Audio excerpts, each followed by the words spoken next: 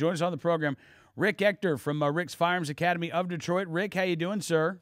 Hey, I'm great, Mr. Cam. How are you doing today? I'm good, man. I said earlier that we are, awfully close to giving you your own weekly segment. You know, I think we could work that out. ACD, Armed Citizen Detroit, right?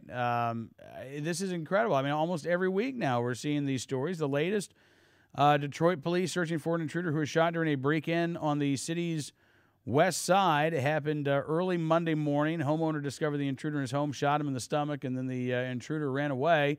Homeowner was okay, though, right? Yeah, in this particular situation, the homeowner was fine. And you know what? It's really interesting that you brought up this story, man, because actually 1 week ago, last Wednesday, there was also another armed citizen story. I mean, a lot of times we get bogged down with hearing about the violent crime that happens against unarmed citizens. But, man, it's like we're seeing a lot more armed, law-abiding citizens, defensive gun use stories coming out in the media. You know, just Wednesday, there was a Coney Island that got robbed. You know, two guys came in and pointed a gun at the owner behind the cashier station, shot him right away, and then shot a CPO holder that he didn't know was armed. Luckily for the CPO holder, he was carrying, and he returned fire, and that one bad guy happened to not make it, and the other guy took off. So, I mean, we got two excellent examples of two law-abiding citizens using firearms to defend themselves, man, and I like to see the momentum to keep growing. Well, absolutely right. We talked about that Coney Island story. I didn't realize, by the way, Rick, that in New York, every hot dog stand is called something Coney Island. So I thought this was actually one of the famous Coney Islands that had been on all of the Food Network shows. It was not. That's okay. Not a problem. It's just we call all those style restaurants here in the Metro Detroit area Coney Islands. I don't know why, but that's what we do. Well, you know what? Whatever. You guys are also concealed carrying and exercising your right to carry and exercising your right to self-defense. You know, I got to ask, I mean, with all of these armed citizen stories now on a regular basis in Detroit, what is, I've not seen any backlash, Rick. I've not seen anybody say, oh, we've got way too many concealed carry holders here. We got way too many criminals who are being shot.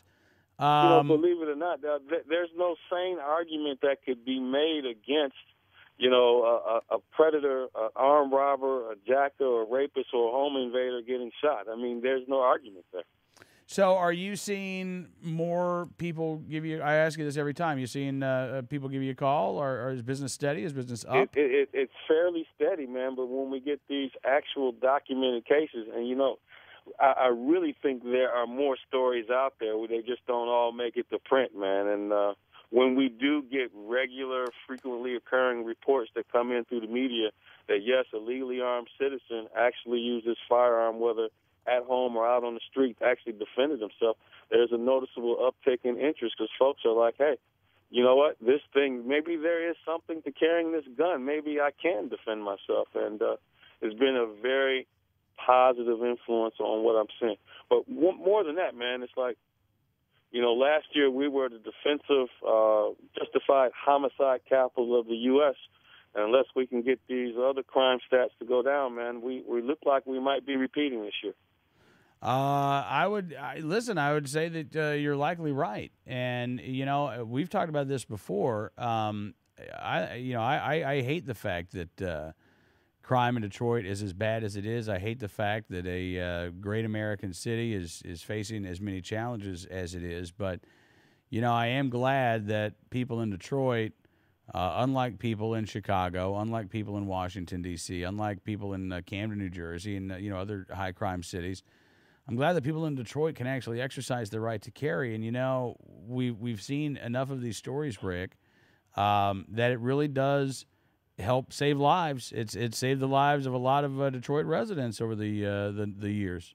It's unmistakable, man. And one of the great things that comes out of this is every time a citizen defends himself against one of these predators, there are people out there that are being protected because I believe these guys are going to think second before they try to actually victimize somebody. Is this person actually armed, and am I actually going to suffer the ultimate price for trying to victimize them? So yeah, it's doing everything that we said that it was going to do when we went to right to carry about 11 years ago. So, Rick, I guess at some point are obviously not every criminal is going to think about this when they go burgle a home.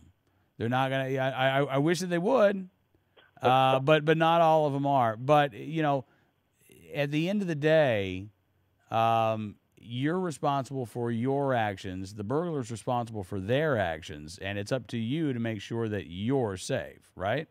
Yeah, and I get it, and you get it, but there's still some people that haven't really wrapped their minds around the fact that they're responsible for their safety. There's this perception that the police and the government is responsible for saving us. And the police know this, but they don't actually come out and make the admission that, you're responsible for your safety. You'll see a car and it's got protect and serve on it. A lot of people actually buy off into it when it's actually not legally valid. Talking with Rick Hector from Rick's Firearm Academy. And Rick, we just for folks who may be listening and may not be gun owners, may not be concealed carry holders, but live in Michigan, what is the process of becoming a concealed carry holder in the state? What do you got to do? Oh, it's fairly simple, man. We're a shall-issue state. You meet the requirements. They must give you the license. U.S. resident alien, 21 years of age, be able to pass a background check, which usually is like no felonies or serious misdemeanors.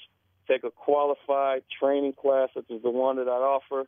Submit your application, pay the fee, have a picture taken, run your prints, and as soon as you're cleared, as soon as your background passes, you are automatically issued the license. All right. So there you go. Just that easy. It's fairly easy. I mean, there are other states where things are a little easier. Right. But I think it's a good process. And we're getting a lot of people who are carrying outside of the home, and I believe it's making our greater society here, our community, safer. Yeah, I think that, well, listen, I think you're right, Rick. Hey, man, I really appreciate you coming on the program, sir. And you know what? I feel confident we'll be talking to you again before long. You know what?